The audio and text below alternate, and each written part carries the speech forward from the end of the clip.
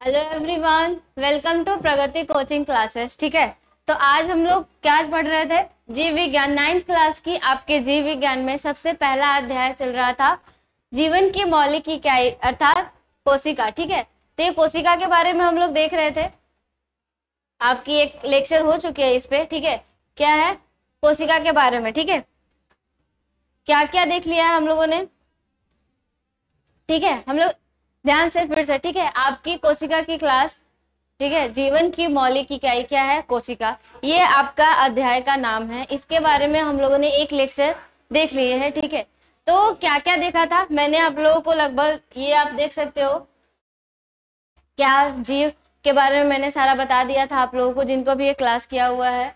Unicellular यानी एक कोशिकीय जीव, बहुकोशिकीय जीव, ये सब आप लोगों को बताया गया है। ठीक है, फिर हम लोगों ने देखा था कि किस प्रकार से कोशिका किसे कहते हैं, कोशिका कैसे बने होते हैं, क्या उसकी बनावट होती है, संरचना होती है, पहली बार कोशिका को किसने देखा। ठीक है, इस प्रकार से हम लोगों ने सारा पॉइंट देख लिया था, कवर कर लिया है, सारा आपको बताए हुए हैं चीजें। ठीक है, फिर हम लोगों ने देखा था कि प्रोकैरियोटिक कोशिका और यूकैरियोटिक कोशिका के बारे में क्या है, कितना डिफरेंस होता है, आपको हम लोगों ने ये देखा। फिर आपके बाद क्या है, ये आपकी प्रोकैरियोटिक और यूकैरियोटिक कोशिकाओं में अंतर है, जो कि आपको यहाँ पे इमेज के थ्रू जस्ट नजर आ रही होगी। आपको बहुत अच्छा से क्लियरली क्या हो रहा होगा, विजिबल हो रहा होगा, समझ में भी आ रहा होगा। ठीक है, अब उसके बाद क्या था, कोशिका की आकृति की पढ़े थे कि आपके गोलाकार होते हैं, अंडाकार के शेप में होते हैं, कुछ लंबे होते हैं, कुछ आपके स्तंभाकार के समान होते हैं। वो सब मैंने डिटेल में धीरे धीरे आपको आसानी से समझा दिया था। ठीक है, तो आपको सारे बताए हुए हैं। उसके बाद क्या है, आपके हम लोगों ने देखा था, नेक्स्ट क्या देखा था, कोशिका के भाग, यानी कि कोशिका के कितने भाग होते हैं, उसमें मेनली क्या क्या होते हैं। तो क्या क्या होते हैं, केंद्रक होगा, आपकी कोशिका झिल्ली होगी और कोशिका द्रव्य होंगे। ये मुख्यतः 3 भाग होते हैं, जो कि मैंने सबको आपको पिछले क्लास में बता दिया था। फिर हम लोगों ने किसके बारे में देखा था, सबसे पहले कोशिका झिल्ली के बारे में। कोशिका झिल्ली के बारे में क्या देखा कि आपकी सबसे बाह्य आवरण कोशिका की कौन होती है, कोशिका झिल्ली होती है। ठीक है, कोशिका झिल्ली होती है। ये आप लोग इसका स्ट्रक्चर देख लो कि किस प्रकार से बाहर के मॉलिक्यूल बाय मॉलिक्यूल मिलके आपके कोशिका झिल्ली बनाते हैं। ठीक है, और ये जो कोशिका झिल्ली है, जो बाह्य आवरण होती है कोशिका की, वो है, उससे क्या होती है, आपकी अणुओं का आदान प्रदान होता है। ये नहीं कि सारे अणुओं का, क्या होता है, कुछ सिलेक्टिव। इसलिए ये कैसी कहलाती है झिल्ली, चयनात्मक पारगम्य झिल्ली। चयनात्मक पारगम्य झिल्ली आपकी ये कहलाती है। ठीक है, इसके बाद आपका क्या हो जाएगा, चयनात्मक पारगम्य झिल्ली के बारे में हम लोग समझा देते हैं आपको कि चयन करके कोशिका झिल्ली में ये आपकी एबिलिटी होती है कि उसके थ्रू जो भी गुजरेगा, वो ऐसे नहीं कि कोई भी आना जाएगा चाहेगा तो वो गुजर सकता है। ठीक है, ऐसा नहीं होगा। कुछ जो आपके उसको जरूरत होगी, कोशिका को जिस अणु की, जिस सामान की, जिस आपकी चीजों की जरूरत होगी, उसको वो क्या करेगा, उसको आपको लाने का कोशिश करेगा, और बाकी क्या होगा, नहीं होगा। ठीक है, इस प्रकार से ये चीजें रहेगी। उसके बाद क्या है आपका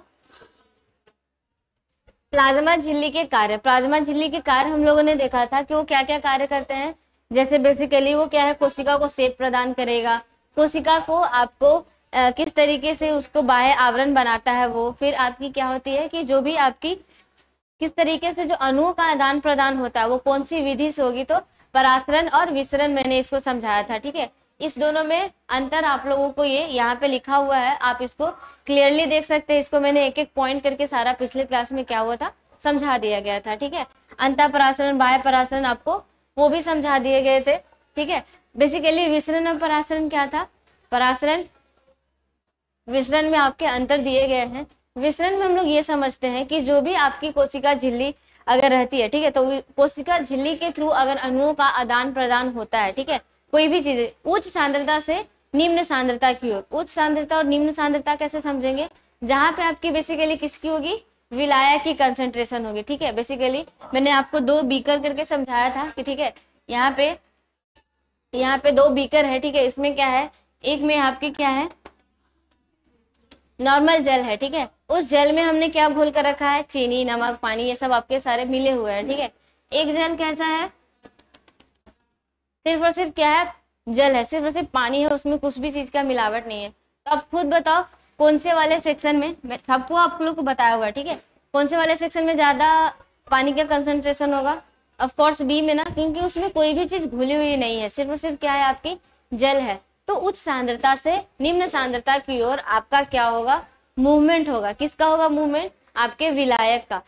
तो ये तो नॉर्मल अगर किसी के थ्रू भी हो जाए, नॉर्मल कैसे भी, ठीक है, बिना किसी झिल्ली या किसी मेम्ब्रेन के उच्च सांद्रता से निम्न सांद्रता की ओर आपका कोई मूवमेंट होता है, गति होती है, तो उसको क्या बोलते हैं हम लोग, विसरण बोलते हैं, ठीक है। और वही उच्च सांद्रता से निम्न सांद्रता की ओर विलायक का, सिर्फ और सिर्फ विलायक का अगर मूवमेंट हो, ठीक है, वो भी किसके थ्रू, एक अर्ध पारगम में झिल्ली के थ्रू, ठीक है, यानी चयनात्मक पारगम में झिल्ली के थ्रू हो, जो कि आपकी कौन होती है, कोशिका झिल्ली होती है, तो वो क्या कहलाएगा, आपका परासरण। क्या कहलाएगा, परासरण, ठीक है। तो इस तरीके से हम लोग देख चुके थे।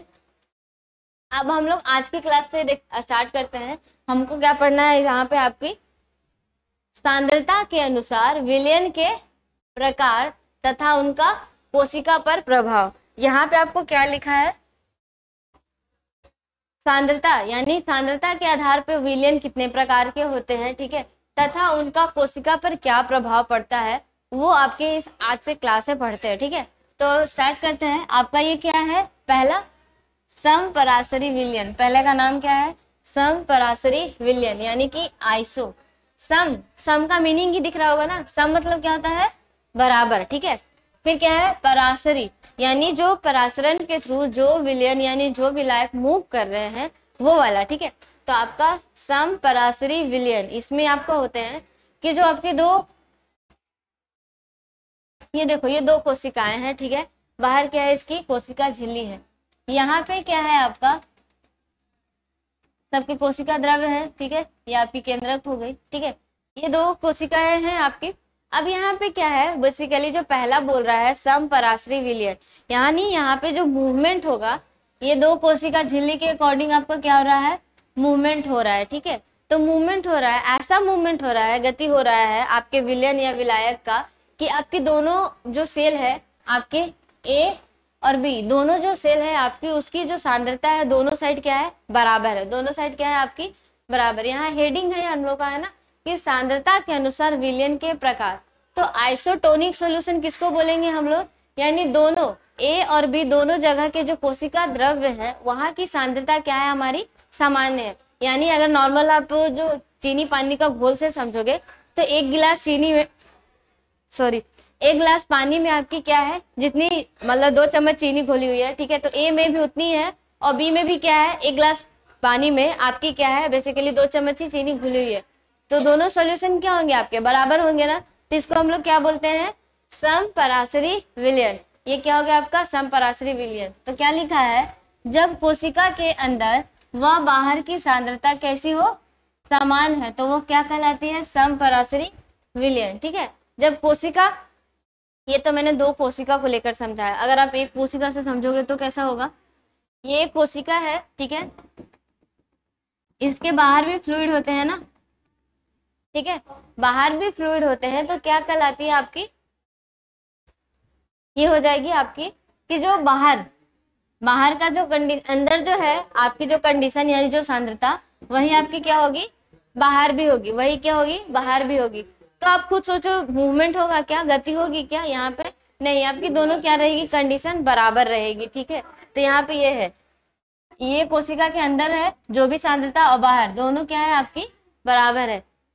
तो इसमें इसको क्या बोलते हैं, आइसोटोनिक सॉल्यूशन या समपरासरी विलयन, ठीक है। फिर क्या होगा आपकी, दूसरा क्या है, अति परासरण दावी, ठीक है, यानी यहाँ पे क्या बोलते हैं इसको, हाइपरटोनिक सॉल्यूशन। अति परासरण विलयन जो है, अति परासरण, अति मतलब हाइपरटोनिक सॉल्यूशन। यहाँ पे क्या मतलब है, यदि कोशिका के अंदर की सांद्रता बाह्य द्रव्य की सांद्रता से क्या हो, अधिक है, तो कोशिका के अंदर से जल बाहर निकल जाता है, जिसके कोशिका क्या हो जाती है, सिकुड़ जाती है। हम लोग का जो हेडिंग था कि हम तो विलयन का प्रकार पढ़ेंगे, प्लस में दूसरा क्या पढ़ेंगे, उनका कोशिका पर प्रभाव। देखो समपरासरी विलयन का कोशिका पे ज्यादा प्रभाव नहीं पड़ता, जो आपके कोशिका नॉर्मल शेप में होती है ना, ये जो बार बार हम इस तरीके से सर्कुलर बना देते हैं, ठीक है, तो इसका मतलब ये है कि जो कोशिका का अंदर द्रव्य है उसका जो आपकी सांद्रता है, वही सांद्रता आपके कोशिका के बाहर भी है, इसलिए किसी चीज का मूवमेंट ज्यादा या कम नहीं हो रहा है, ठीक है, बिल्कुल बराबर है, और सांद्रता क्या है, बराबर हो रखी है। तो चीजें भी क्या है, सामान्य है। लेकिन जो अति परासरण दाब वाले में है उसमें क्या है आपका, देखो कोशिका है, कोशिका के अंदर क्या है आपकी बहुत ज्यादा उच्च सांद्रता है और बाहर क्या है कम, बाहर क्या है कम। तो क्या होगा, पानी के आपकी कोशिका के अंदर से क्या होगा, बाहर जाएगा, क्या जाएगा, पानी निकल के यानी विलयन निकल के क्या हो जाएगा, बाहर। तो आप खुद सोचो ना, सेल के अंदर से अगर बाहर सारा का सारा उसका कोशिका द्रव्य बाहर निकल जाए तो क्या हो जाएगा, सेल सिकुड़ जाएगा। सेल क्या हो जाएगा आपकी, बेसिकली सिकुड़ जाएगी, आपको इस तरीके से दिखने लग जाएगी। अब किस तरीके से दिखेगी, ये देखो इस तरीके से आपकी, ये आपकी कोशिका क्या हो गई, सिकुड़ गई, क्योंकि सारा पानी कहाँ हो गया, बाहर निकल गया ना। जैसे आपकी किशमिश को सुखा देते हैं ना, किशमिश को सुखाने के बाद क्या सिकुड़ जाती है, क्योंकि उसके अंदर का पानी सब कहाँ हो गया, बाहर निकल गया, तो सिकुड़ गया। इसलिए क्योंकि हाई जो आपकी जो किशमिश के अंदर जो थी वो कंसंट्रेशन हाई थी और बाहर क्या था, कम था, तो वो सोख लिया गया। ठीक है, तो वही आपके फर्स्ट पॉइंट में लिखा गया है, जो जल है वो क्या होता है, बाहर निकल जाता है, जिससे कोशिका क्या हो जाती है, सिकुड़ जाती है। ठीक है, जीव द्रव्य कुंचन, ये वर्ड एक नया आपको क्या है, समझो। पादप कोशिका में परासरण द्वारा पानी की कमी होने पर प्लाज्मा झिल्ली क्या करती है, सहित आंतरिक पदार्थ को क्या करती है, संकुचित हो जाते हैं, जिससे जीव द्रव्य कुंचन कहते हैं। क्या बोला, इसका मीनिंग क्या है आपका, सो समझो। जो आपकी प्लांट्स होती है ना, क्या होते हैं प्लांट्स में क्या होता है, जीव द्रव्य कुंचन होता है, यानी पादप कोशिका में परासरण द्वारा पानी की कमी होने पर प्लाज्मा झिल्ली सहित आंतरिक पदार्थ संकुचित हो जाते हैं। ठीक है, जो भी उसके अंदर जो पदार्थ है उसको क्या कर ली जाती है, संकुचित कर ली जाती है जब पानी की कमी की कंडीशन में। ठीक है, तो उसमें समय जो क्या होता है आपकी प्लाज्मा झिल्ली जो है वो सहित आंतरिक पदार्थ क्या हो जाते हैं, संकुचित हो जाते हैं, जिसको क्या बोला जाता है, जीव द्रव्य कुंचन। तो जीव द्रव्य कुछ नहीं है, आपकी परासरण के द्वारा जो सारे कोशिका झिल्ली आपके अंदर के पदार्थ वो सबका संकुचित होना ही क्या कहलाता है, जीव द्रव्य कुंचन। ठीक है, इसके बाद आपका क्या है, यहाँ पे देख लो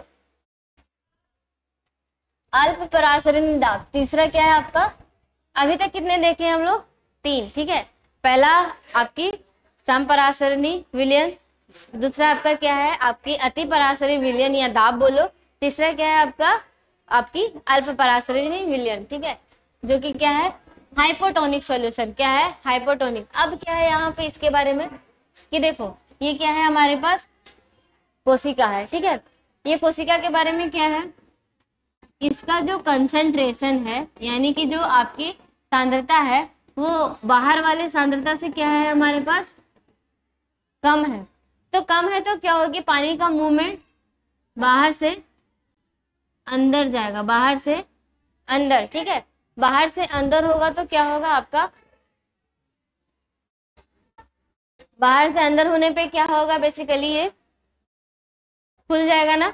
आप खुद सोचो, एक जैसे कि किशमिश ही है, अभी फिर से एग्जांपल, अब वो किशमिश को आप कहाँ डाल दो, पानी में डाल दो। ठीक है, तो पानी में क्या होता है, आपको पता है कि किशमिश के अंदर जो है वो आपकी कंसंट्रेशन कम है, बाहर पानी में ज्यादा है, तो पानी का मूवमेंट हुआ है और आपका क्या हुआ है, बेसिकली वो फूल जाएगा। ठीक है, यानी यहाँ पे पानी अंदर जा रहा है तो कोशिका क्या हो जाएगा, कोशिका की संरचना बड़ी हो जाएगी। ठीक है, बड़ी हो जाएगी, उसके बाद क्या होगा आपका, जितना ज्यादा पानी अंदर इसके अंदर आने लगेगा तो ये क्या हो सकता है, बर्स्ट कर सकता है, यानी फट सकता है। ठीक है, आपकी जो कोशिका है वो क्या हो सकती है, बर्स्ट कर सकती है। तो ये जो अल्प परासरणी दाब जो है, इसका मीनिंग ये है वैसा सॉल्यूशन, ठीक है, जो आपके क्या है, कोशिका द्रव्य के अंदर क्या है, जो कंसंट्रेशन है वो क्या है, कम है। ठीक है, कम है तो पानी कहाँ से मूवमेंट करेगा, बाहर से अंदर की ओर, बाहर से अंदर की ओर, और ये सेल क्या हो सकता है, फूल कर बड़ा हो सकता है। तो जब कोशिका के बाहर के विलयन की सांद्रता कम होती है तो वो कोशिका के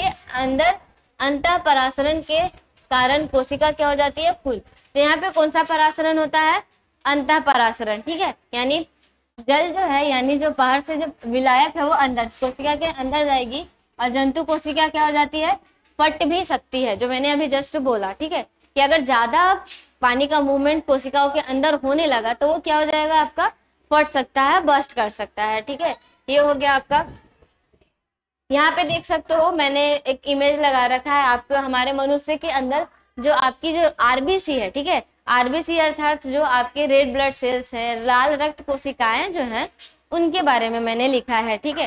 तो उसके बारे में क्या है, देखो ये देखो क्या लिखा है आपका, हाइपरटोनिक, आइसोटोनिक और आपके क्या है, ठीक है, हाइपोटोनिक। इस तरीके से आपके तीनों बताए गए हैं। और ये क्या हो जाएगी, ये देखो यहाँ पे कोशिका देखो सिकुड़ी है आपकी, एकदम अजीब सी इस तरीके से नजर आ रही होगी, ठीक है। यहाँ पे क्या हो गया, हाइपरटोनिक में सेल से बाहर आ गया पानी, देखो यहाँ पे इमेज देखो, सेल से बाहर आ रहा है पानी।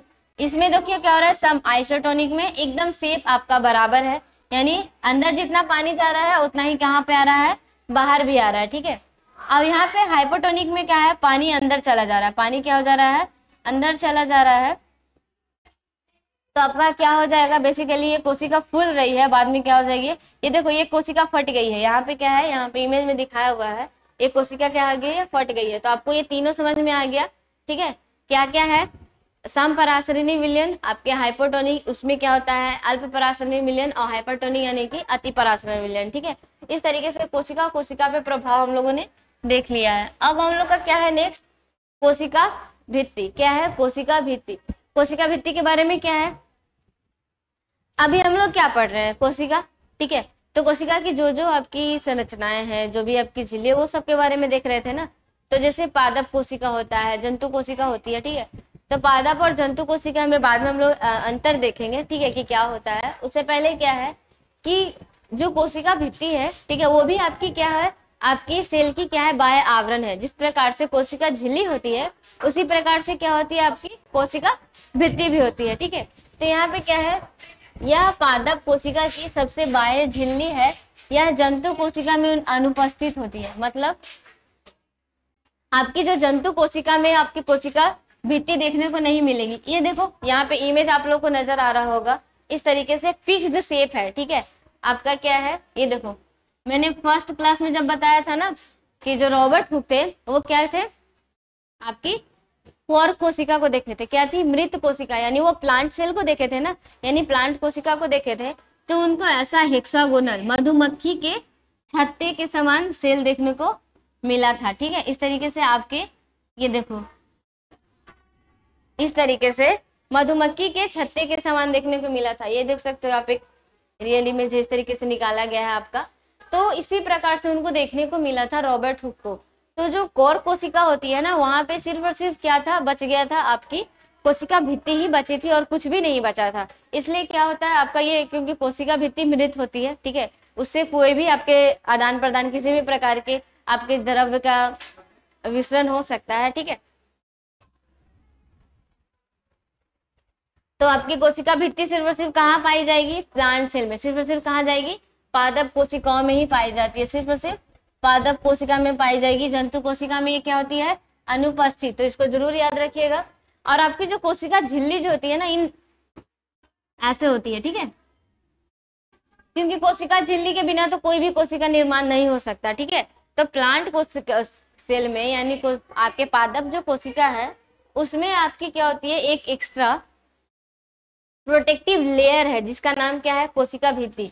ये क्या है, आपकी कोशिका भित्ति एक तरीके से दीवार की तरह कार्य करती है, और ये क्या होती है, फिक्स होती है, ठीक है। कोशिका भित्ति ये आपकी हो गई, ठीक है।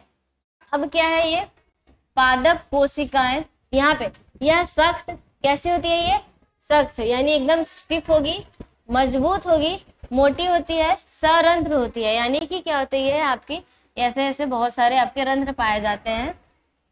आजीवित संरचना है, यानी ये मृत संरचना है। इससे ज्यादा कुछ आपको ऐसा जीवित जो भी कहने का क्या मतलब है कि आपसे इसके जैसे कोशिका झिल्ली होती है ना, सिलेक्टिव परमिएबल, यानी कि आपकी चयनात्मक पारगम्यता उसमें नजर आती है, यानी वो खुद डिसाइड करता है कि हमको किसको आने देना है, किसको नहीं आने देना है, ठीक है।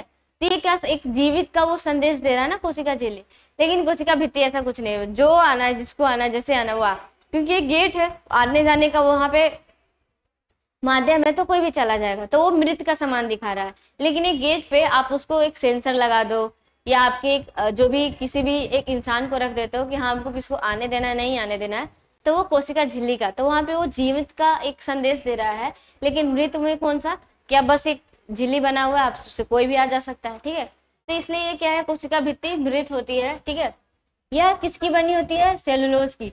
जिस प्रकार से कोशिका झिल्ली जो है हमारा, वो आपकी किसकी बनी होती है, लिपिड एवं प्रोटीन की, लिपिड एवं प्रोटीन की। उसी प्रकार से क्या है, आपकी कोशिका भित्ति जो है वो किसकी बनी होती है, सेलुलोज की बनी होती है। सेलुलोज क्या है, एक प्रकार का कार्बोहाइड्रेट है। क्या है, कार्बोहाइड्रेट, ठीक है। तो आप इसको समझ लेना, ठीक है। कोशिका भित्ति की बनी होती है हमारी सेलुलोज, यानी कोशिका भित्ति सिर्फ और सिर्फ कहाँ पे है, पादप कोशिकाओं में पाई जाएगी। अब ये देखो, कोशिकाएं मध्य भित्ति द्वारा एक दूसरे से जुड़ी होती है, ये क्या बोला जा रहा है। सो देखो, ये यहाँ पे बहुत सारी कोशिकाएं बनी हुई है, ठीक है। अब यहाँ पे ये समझना है कि मध्य भित्ति क्या बोला जा रहा है, ठीक है। ये देखो मैंने ये कर दिया, ठीक है। तो ये एक कोशिका थी, दूसरी कोशिका थी, इस तरीके से जो है इस प्रकार की संरचना से जुड़ी हुई होती है, ठीक है। ये देखो, ये दिख रहा है, मैंने बीच में जो ब्रिज बनाया है वही है आपकी क्या, मध्य भित्ति। कोशिकाएं की क्या है, मध्य भित्ति, जिसका नाम क्या है, मिडिल लैमेला। आप देख सकते हो यहाँ पे क्या है, मिडिल लैमेला, यानी मध्य भित्ति के द्वारा एक दूसरे से, वो भी आपकी स्टिफी होगी, वो भी हार्ड होगी, वो भी आपकी कोशिका भित्ति से ही बनी हुई होती है।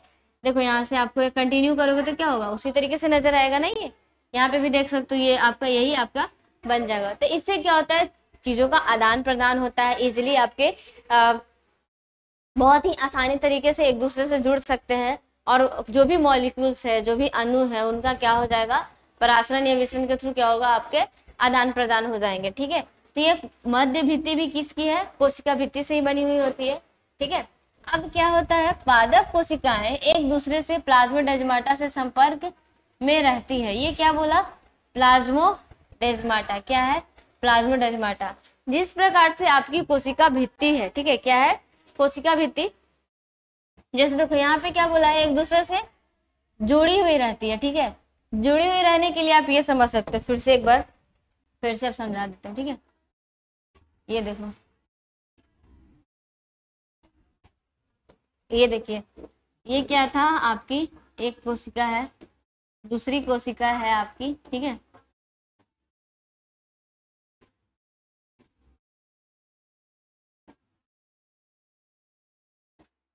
ये मैंने इतनी सारी कोशिकाएं बना दी। यहाँ पहले क्या बोला था कि एक कोशिका दूसरी कोशिका के द्वारा मध्य भित्ति के द्वारा क्या होती है, जुड़ी हुई होती है। तो यहाँ पे ये हो जाएगा, ठीक है। पहले मैंने थोड़ी गड़बड़ बना दी थी, ठीक है। तो ये देखो, ये इस प्रकार से जो मैंने बनाया है ना, ये ब्लू वाला, ठीक है, इसको ध्यान दो। ये क्या हो जाएगी आपकी मध्य भित्ति, ये क्या हो जाएगी, मध्य भित्ति, ठीक है। इसको बोला जा रहा है आपका,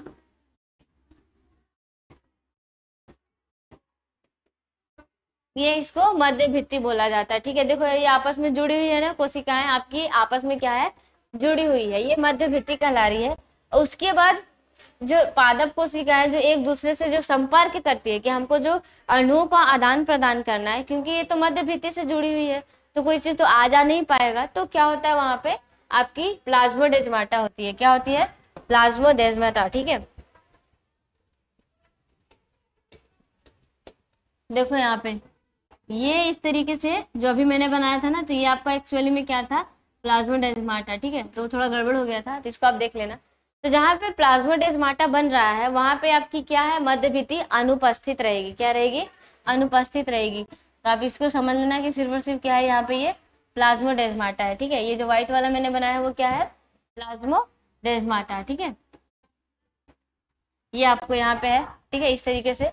तो आप प्लाज्मोडेस्माटा समझ गए, और मध्य भित्ति किसको बोल रहे हैं वो समझ गए। मध्य भित्ति है जो एक कोशिका दूसरी कोशिका के थ्रू क्या होती है, जुड़ी हुई होती है, ठीक है। तो ये हो गया।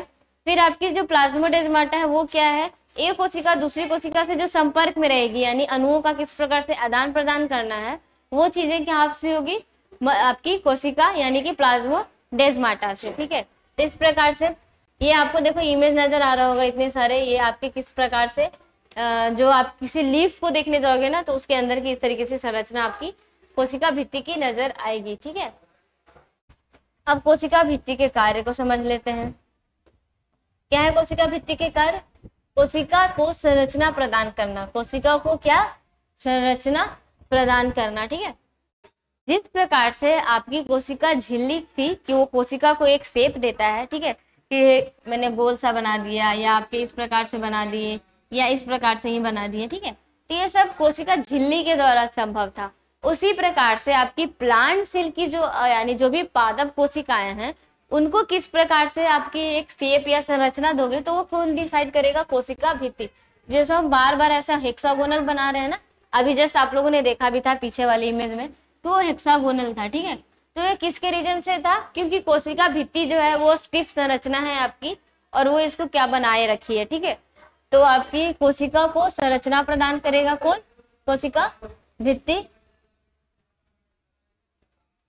कोशिका को मजबूती व आकार प्रदान करेगा। मजबूती व आकार यानी ये बहुत ही हार्ड संरचना है, तो आपकी कोशिका को कोई ज्यादा प्रॉब्लम नहीं होगा, क्योंकि क्या होता है, ये हार्ड होता है, आपकी स्टिफ होती है और उसको एक आकार प्रदान करता है। ठीक है, पारगम्य होती है और विभिन्न अणुओं को आर पार जाने देती है। ये तो हम पहले से ही देखते हुए चल रहे हैं। क्या बोला जा रहा है आपका कि जो भी है ये क्या होती है? पारगम्य होती है। ठीक है, यानी कि किसी भी को भी आने जाने देगी। मैंने पहले ही बताया था इसके अंदर है आपकी क्या? कोशिका झिल्ली, लेकिन जो ये कोशिका भित्ति है ना वो सबको आने देती है, क्योंकि ये मृत की तरह शो करता है, किसी को कंट्रोल नहीं करता, बस जो है सब आ जाओ। ठीक है, उसके बाद ये जो कोशिका झिल्ली है इसके अंदर वो आपकी डिसाइड करेगी कि हमको किसको एक्चुअली में आने जाने देना है या किसको नहीं जाने देना है। इसलिए कोशिका झिल्ली एक जीवित संरचना है और कोशिका भित्ति क्या है? आपकी एक मृत संरचना है। ठीक है, तो इस प्रकार से आपकी जो ये कोशिका भित्ति है वो क्या होती है? पारगम्य होती है और सभी अणुओं को आर पार जाने देती है। इसमें मरम्मत करने व पुनर्जन्म की क्षमता होती है। क्या बोला जा रहा है? सो देखो, इसमें क्या होती है? मरम्मत करने व क्या होती है? पुनर्जनन करने की क्षमता होती है। यानी कि मान लिया जाए जैसे ये अभी कोशिका था, ठीक है, यहाँ पे क्या हो जाए? ये टूट जाए, ये क्या जाए? ये टूट गया, देखो टूट गया ना। ये जो टूट गया तो इसको वापस से कौन बनाएगा? ये ऐसे इस प्रकार से फिर से कौन बना लिया? आपकी कोशिका भित्ति। तो मरम्मत हो गई। अब ये एक कोशिका है, उससे दो कोशिका बननी है। क्या बननी है? दो कोशिका बननी है। तो कोशिका का पुनर्जनन की क्षमता भी किस में होती है? आपकी कोशिका भित्ति में ही होती है, क्योंकि ये बीच में ऐसे दो भाग में डिवाइड हो जाएगा और आपकी दो संरचना क्या होगी? ये बना लेगी। तो इस प्रकार से कोशिका भित्ति के कार्य समझ में आया सबको? क्या बोला गया है कि कोशिका को संरचना प्रदान करेगा, उसको मजबूती प्रदान करेगा और क्या होगा? उसको पारगम्य होती है। ये दोनों में डिफरेंस जरूर याद रखिएगा। कोशिका झिल्ली आपकी अर्ध पारगम्य यानी कि चयनात्मक पारगम्य होती है, लेकिन आपकी जो कोशिका भित्ति होती है वो क्या होती है?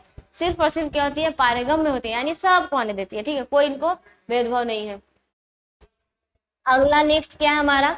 अभी हम लोग क्या सारे भाग पढ़ रहे हैं ना कि कोशिका के अंदर क्या क्या भाग होते हैं, कौन कौन सी संरचना होती है, वो सब देख रहे हैं। तो अब हमारा कौन सा पार्ट है? केंद्रक। क्या है? केंद्रक। तो केंद्रक बार बार हम लोग पढ़ते हुए आ रहे हैं ना, ये आपकी क्या है? सेल है, उसके अंदर क्या है? ये केंद्रक। तो कोशिका के सेंटर में जो भाग रहता है उसको केंद्रक बोला जाता है। यह कोशिका का सबसे महत्वपूर्ण अंग है जो कि कोशिका की सभी क्रियाओं का क्या करता है?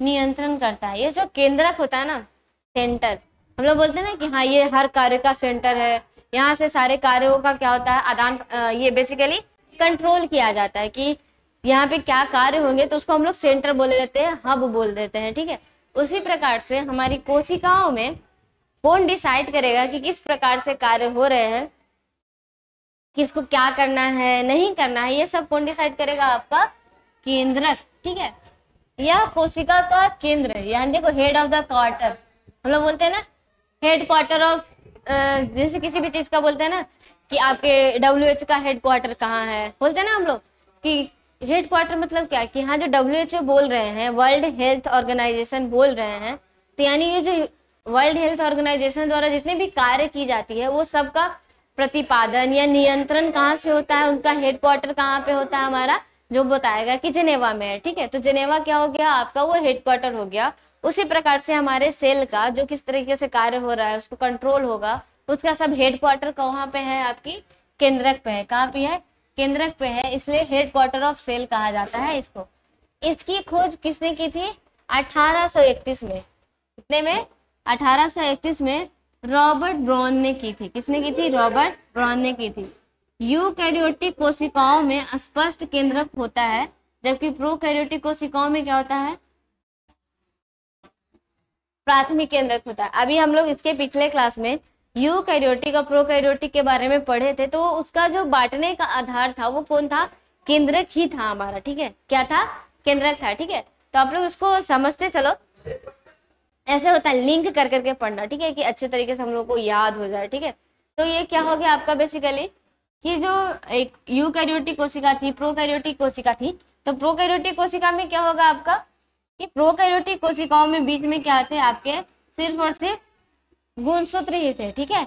लेकिन आपकी जो कोशिका यानी कि जो यूकैरियोटिक कोशिका है उसमें आपके केंद्रक होते हैं, और केंद्रक में क्या होते हैं? गुणसूत्र होते हैं, यानी बाहर एक झिल्ली बनी हुई होती है।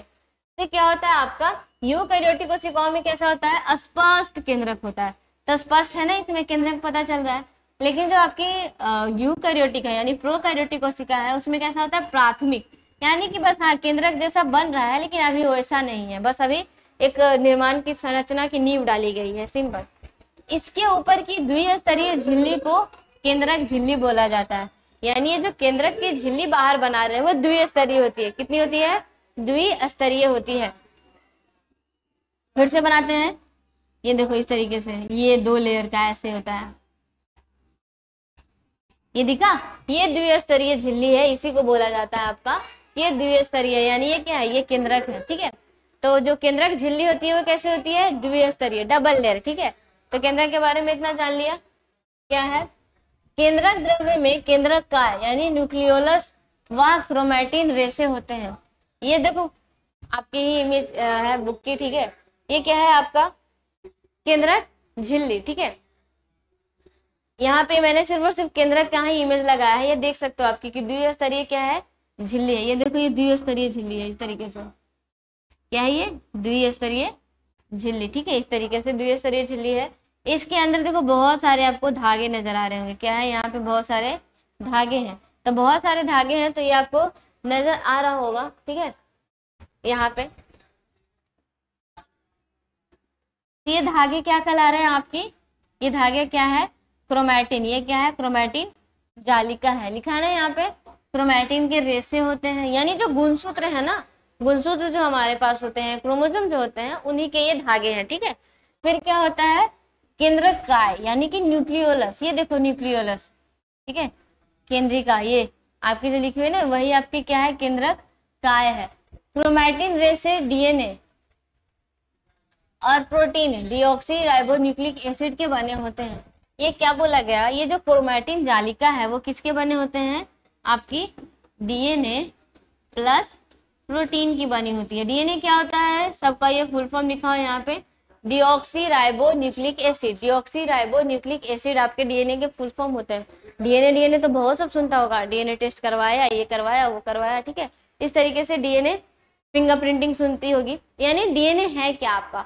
डीएनए से आपका एक पहचान है, आपका ये मतलब किसी भी तरीके से, यानी जो केंद्रक के अंदर जो आपकी संरचना है, गुणसूत्र है, जो आपको डिसाइड करता है कि आप किस तरीके से दिखिएगा, आपके अंदर कौन सा कार्य कब होगा, किस तरीके से होगा, वो सब कौन डिसाइड करता है? आपका गुणसूत्र। वहां पे कौन है? आपके डीएनए। सबसे इंपॉर्टेंट कौन है? आपके डीएनए ही इंपॉर्टेंट है, ठीक है। तो ये क्या हो जाएगा? और ये साथ में किसके बने होते हैं? प्रोटीन से। तो दोनों क्या कहलाएगा? आपकी क्रोमैटिन। ये क्या कहलाएगी? क्रोमैटिन। क्रोमैटिन के धागे हो गए, ठीक है, ये इस तरीके से।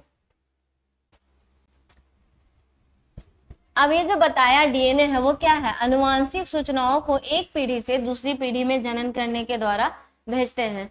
तो गुणसूत्र समझ रहे हैं, आपके क्रोमोसोम्स हैं, तो ये डीएनए के बने होते हैं। डीएनए और प्रोटीन मिलकर क्रोमैटिन बनाते हैं। तो आखिर ये डीएनए होता क्या है? डीएनए से कार्य क्या है, किस तरीके से समझेंगे उसको। तो आप जो भी होता है ना, कहते हैं हम लोग पेरेंट्स की तरह दिख रहे हैं, है ना, कुछ बोलते हैं तो कहते हैं पेरेंट्स की तरह बोल रहा है। कभी कभी चेहरे मिलते हैं हमारे पेरेंट्स से, ठीक है, इस तरीके से होती है, मैक्सिमम में होती हैं। आपस में भाई बहन के थोड़े चेहरे मिलते रहते हैं। तो ये क्यों होता है? क्योंकि जो डीएनए है ना, ये डीएनए ही है जो आनुवांशिक गति प्रदान करता है। बेसिकली आनुवांशिक सूचनाओं को, यानी एक जनरेशन से दूसरे जनरेशन तक जो भी सूचनाएं हैं उनको जो पहुंचाने का कार्य कौन करता है, डीएनए। वो सब कौन करता है, डीएनए ही करता है। तो इस तरीके से आप लोग केंद्रक समझ गए होंगे।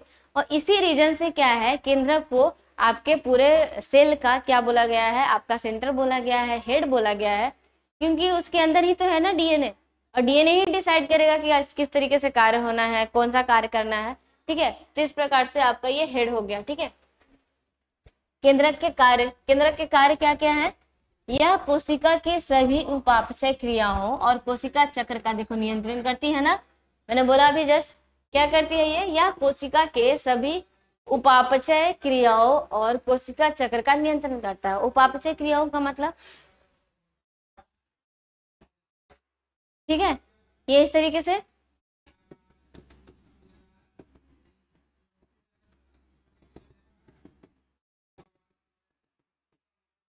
ये है कोशिका द्रव्य। आपको पता है कोशिकाओं में ही सारा पाचन की प्रक्रिया, आपकी जितनी भी उपापचय क्रियाएं हैं, यानी श्वसन की प्रक्रिया होनी है, भोजन का अंतर होके यानी जो ग्लूकोज होगा वो यहाँ पे टूटेगा।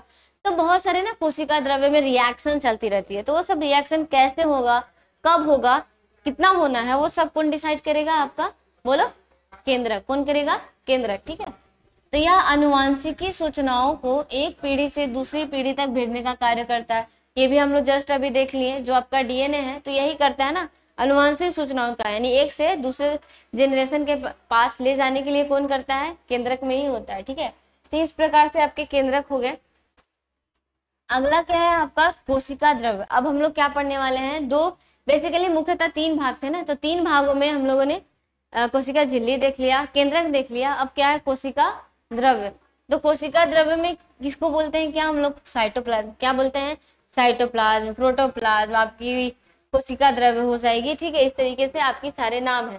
तो देखो मैंने एक यहाँ पे नॉर्मल इमेज लगा रखा है कि ये क्या है, प्लाज्मा झिल्ली, ये क्या है, केंद्रक, और ये जितने भी बड़े इतने सारे दिख रहे हैं आपके क्या हो जाएंगे, कोशिका द्रव्य। ठीक है, तो इस प्रकार से आपके कोशिका का वह द्रव्य जिसमें क्या हो, सभी कोशिका अंगक पाए जाते हैं, उन्हें क्या कहलाते हैं, कोशिका द्रव्य कहलाता है। वो क्या कहलाएगा, कोशिका द्रव्य। तो देखो जो भी कोशिका अंगक है, यानी यहाँ पे क्या बोला गया है, ये जो कोशिका द्रव्य है वो क्या है, इसके अंदर ही क्या होते हैं, सारे अंगक पाए जाते हैं। वो द्रव्य यानी कोशिका का वह द्रव्य जिसके अंदर क्या हो, कोशिका का अंगक पाया जाता है, यानी माइटोकॉन्ड्रिया, क्लोरोप्लास्ट, गोल्जी बॉडी, जो ये सब नाम सुनते हो ना आप, वो किसके कारण नाम सुनते हो, ये बेसिकली इसके अंदर पाए जाते हैं कोशिका द्रव्य। यानी मैंने माइटोकॉन्ड्रिया बना दिया, गोल्जी बॉडी बना दिया, आपके क्लोरोप्लास्ट बना दिए, ये सब कहाँ पे हो जाएंगे, आपके इसमें हो जाएंगे। तो ये कोशिका द्रव्य कहलाएगा। ठीक है, क्योंकि द्रव्य तो आपके इस केंद्र के अंदर भी है। अब क्वेश्चन आएगा ना कि वैसा द्रव्य क्यों बोला, तो ये तो द्रव्य आपके केंद्र के अंदर भी है, तो उसको कोशिका द्रव्य नहीं बोल सकते ना, क्योंकि वहां पे आपके सारे कोशिका के अंगक नहीं पाए जा रहे हैं। ठीक है, तो उसको कोशिका द्रव्य इसलिए इसी को बोलेंगे हम लोग। यहाँ इसमें सभी जैविक व कैटाबोलिक क्रियाएं संपन्न होती हैं। ये तो हम लोग पढ़ ही रहे थे ना, समझ रहे थे कि जो आपका कोशिका द्रव्य है यहीं पे क्या होती है, सारी जैविक प्रक्रियाएं होती है। ठीक है, सारी की सारी क्या होती है, जैविक प्रक्रियाएं।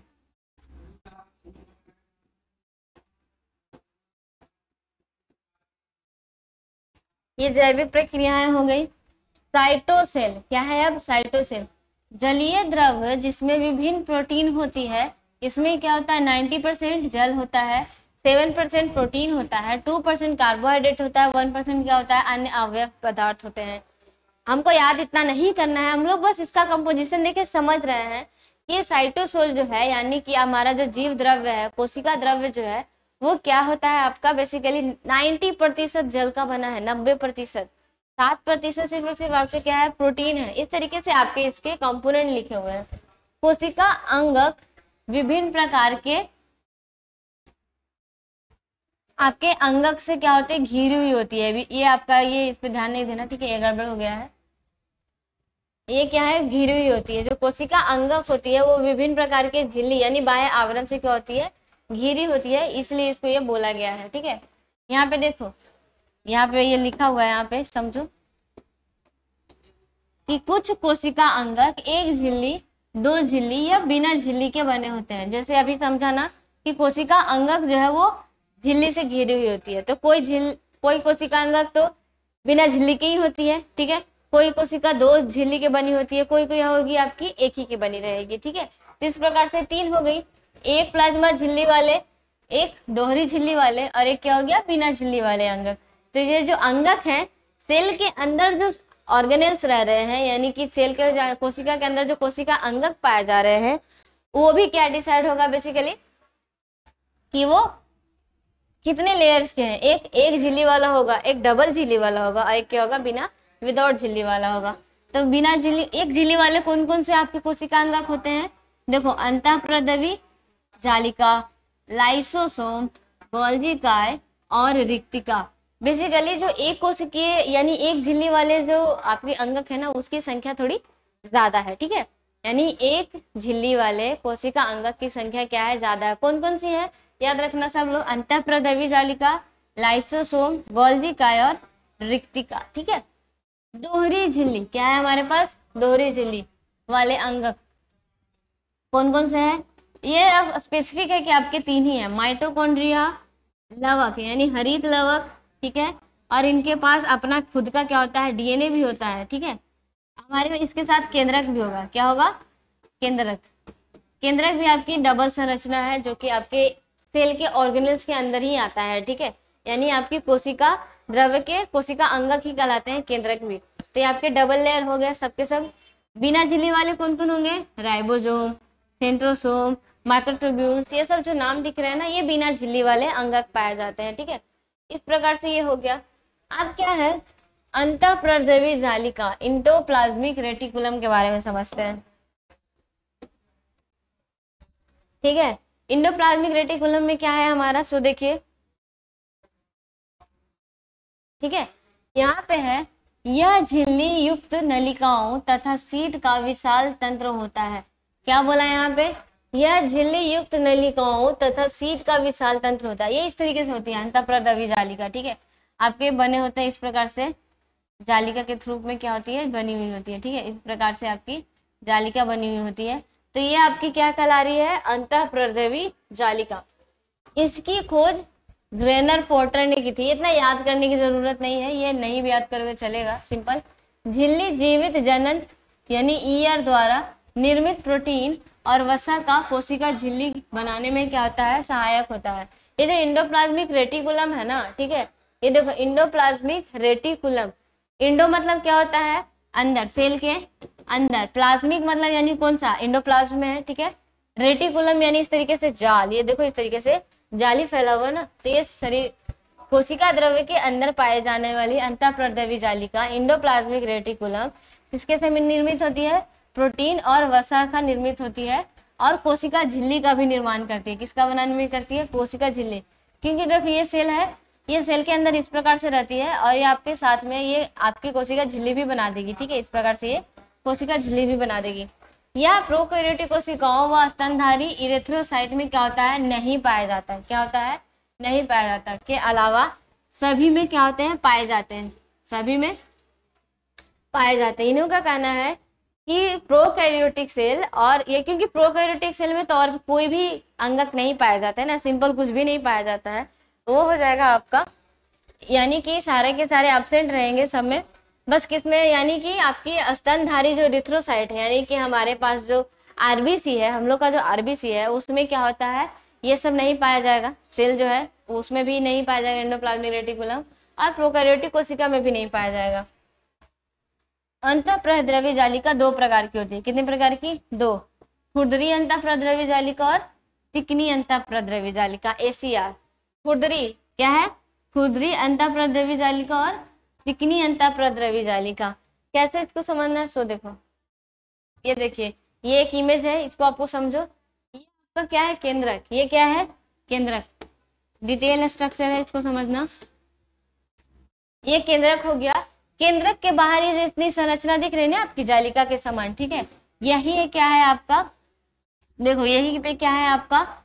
अंतःप्रद्रवी जालिका। ये क्या है? Endoplasmic reticulum. अब इसमें दो पार्ट, एक क्या है? चिकनी अंतःप्रद्रवी जालिका जिसको स्मूथ बोला जा रहा है, और ये क्या है, रफ यानी खुरदरी अंतःप्रद्रवी जालिका। तो इसको कैसे समझना है, खुरदरी मतलब क्या, बाहर से देखने में या उसमें क्या छुओगे तो खुरदरा नजर आएगा, यानी ये इस तरीके से जो झिल्ली बन रही है उस पे देखो छोटी छोटी छोटी छोटी डॉट बने हुए हैं, ये क्या है आपके राइबोसोम, ये क्या है राइबोसोम। तो यानी खुरदरी अंतःप्रद्रवी जालिका के ऊपर क्या पाए जाते हैं, राइबोसोम पाए जाते हैं। और ये बगल में देखो यहाँ पे कुछ नहीं पाया जा रहा, तो ये क्या है अंत यानी चिकनी प्रद्रवी जालिका है, बेसिकली उसके पास क्या है राइबोसोम नहीं है। तो देखो इस प्रकार फिर से समझ लो, ये केंद्रक मैंने बनाया है इस तरीके से, आपके मैंने अंतःप्रद्रवी जालिका बनाया, इस पे क्या बना दिया, ये गोल गोल सा खुरदरा बना दिया, इसको राइबोसोम। तो ये क्या कहलाएगा, खुरदरी यानी रफ इंडोप्लाज्मिक रेटिकुलम, RER। और एक जो बनाया यहीं पे आपके क्या हो जाएंगे इस तरीके से, बस इसी तरीके से रह गए, तो ये क्या हो जाएगी SER, स्मूथ इंडोप्लाज्मिक रेटिकुलम। तो ये समझ में आ गया, ठीक है, राइबोसोम के अकॉर्डिंग इसको बांटा गया है। अब यहाँ पे देखो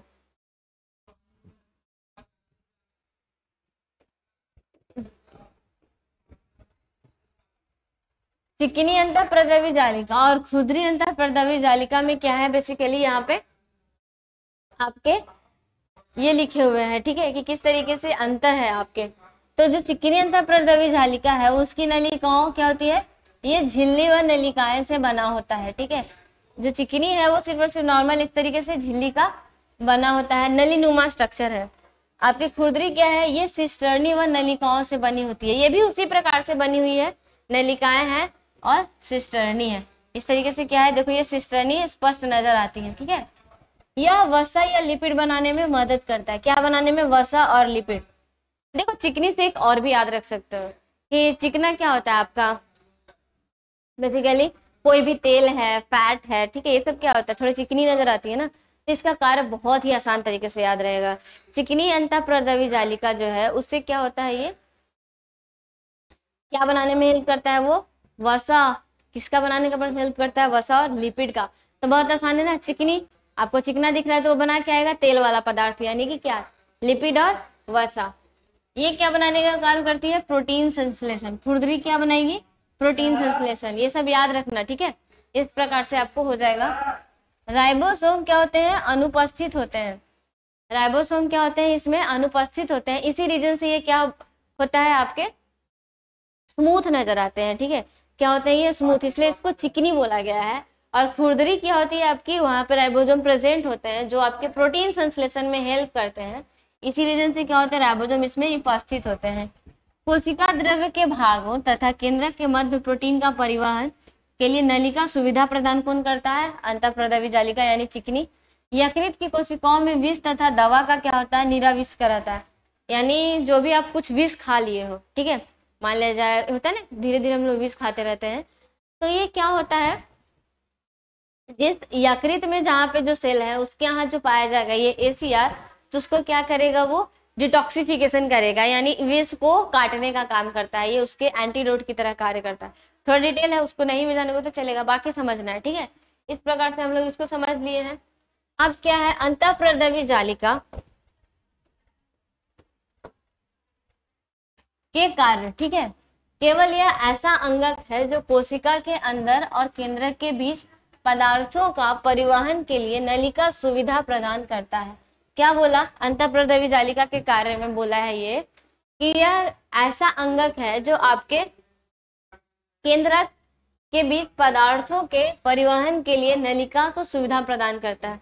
ये केंद्रक है, ठीक है, इस प्रकार से हम लोग इसको ऐसे बनाते हैं ना, तो इस प्रकार से क्या हुआ, आपका जो अंतःप्रद्रवी जालिका वो नलिका प्रोवाइड किया ना, इससे आप कोई भी चीज को आप अंदर आसानी से केंद्रक में प्रदान कर सकते हो, यानी एक नलिका ये निर्माण कर रहा है, ठीक है। यह अंगकों के बीच बायोकेमिकल क्रियाओं के लिए स्थान उपलब्ध कराता है, यानी अंगकों, ये स्पेस है, थोड़ा स्पेस के कारण क्या होता है, कुछ अंगक इधर हो गए, कुछ अंगक इधर हो गए, ठीक है, तो आपके बहुत इजीली तरीके से सारे क्रिया कर सके, तो यह स्पेस प्रोवाइड करता है, ठीक है। यह वसा प्रोटीन संश्लेषण में मदद करता है। दोनों को कंबाइन करोगे आप चिकनी और खुरदरी अंतःप्रद्रवी जालिका को, तो क्या होगा, दोनों एक वसा का निर्माण कर रहा है, एक प्रोटीन का निर्माण कर रहा है, यानी आपकी जो अंतःप्रद्रवी जालिका है वो वसा और प्रोटीन दोनों का निर्माण कर रही है।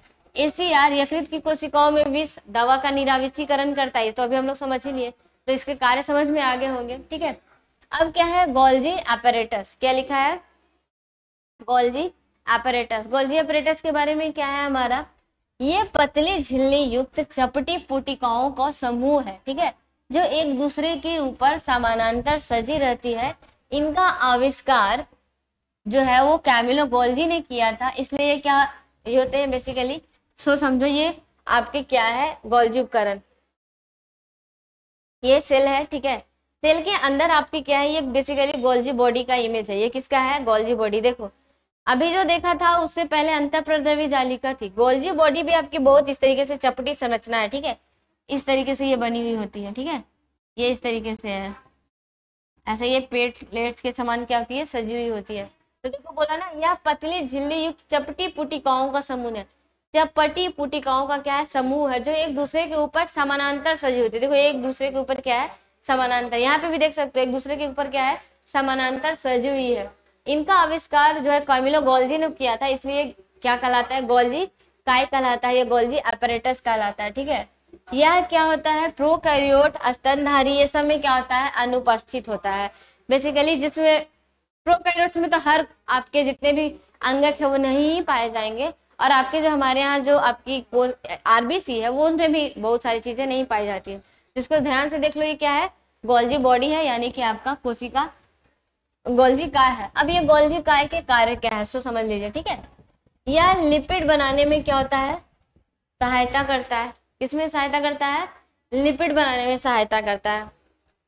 अभी देखा था ना कि हमारा तो जो ACR था वो भी लिपिड बनाता था। ठीक है, तो इस ACR यानी कि चिकनी प्रदवी जालिका के अलावा आपका गोल्जी काय भी जो है वो क्या बनाता है, लिपिड बनाता है। क्या बनाता है, लिपिड बनाता है। ठीक है, में सहायता करता है। या मध्य लैमिला बनाने का क्या करता है, कार्य करता है। मिडिल लैमिला यानी जो कोशिका भित्ति, मध्य भित्ति थी ना, ये देखो ये जो मैंने पहले बनाया था, ठीक है, इसके बीच, तो ये आपकी कौन बनाने का कार्य करता है, आपकी गोल्जी काय। यह स्वभाव से स्रावी होता है। यह मेलानिन संश्लेषण में, ये मेलानिन का अभी नहीं समझना है, ठीक है, ये क्या होता है, स्रावी यानी सिक्रेटरी कोई सबस्टांस होगा। अंतःप्रदवी जालिका में संश्लेषित प्रोटीन व लिपिड का क्या करता है, संग्रहण करता है, और उसको क्या होता है, कोशिकाओं से बाहर तथा अंदर विभिन्न क्षेत्रों में भेज देता है। ये गोल्जी काय को समझो ना, तो आपका एक पैकेजिंग वाला है, सेंटर है। जो भी चीजें अंदर इस घर में बनेगी उसको जो अंतःप्रदवी जालिका थी उससे क्या करेगा, ये लेगा, पैकेजिंग करेगा और बाहर भेजेगा। ठीक है, या बाहर से कुछ आया उसको लेगा, पैकेजिंग करेगा, अंदर भेजेगा। ठीक है, तो पुटिकाओं में पदार्थों का संचयन, रूपांतरण और बंद करके रखता है। मैंने बोला ना पैकेजिंग करेगा। गोल्जी उपकरण लाइसोसोम का निर्माण में क्या होती है, सम्मिलित होता है। इस प्रकार से इसकी क्या है, संरचना होती है। तो ये गोल्जी काय का कार्य हो गया। अब हम लोग क्या देखने वाले हैं, माइटोकॉन्ड्रिया। माइटोकॉन्ड्रिया के बारे में क्या है, प्रोकैरियोटिक में क्या होते हैं, अनुपस्थित होते हैं। इनका कोशिका के पावर हाउस बोला जाता है। ठीक है, यही क्या होता है, पावर हाउस बोला जाता है। यह दोहरी झिल्ली वाले यूकैरियोटिक कोशिकाओं में उपस्थित होते हैं। परत क्या होती है, इसकी चिकनी एवं छिद्रित होती है। ठीक है, क्या किसने किया इसको याद नहीं करना है। इसमें भी DNA और क्या होते हैं, राइबोसोम पाए जाते हैं। ठीक है, इस प्रकार से हम लोग क्या करते हैं, माइटोकॉन्ड्रिया के बारे में जो और है वो हम लोग आगे पढ़ेंगे नेक्स्ट क्लास में। तब तक के लिए थैंक यू, नेक्स्ट क्लास में मिलते हैं। ठीक है, थैंक यू।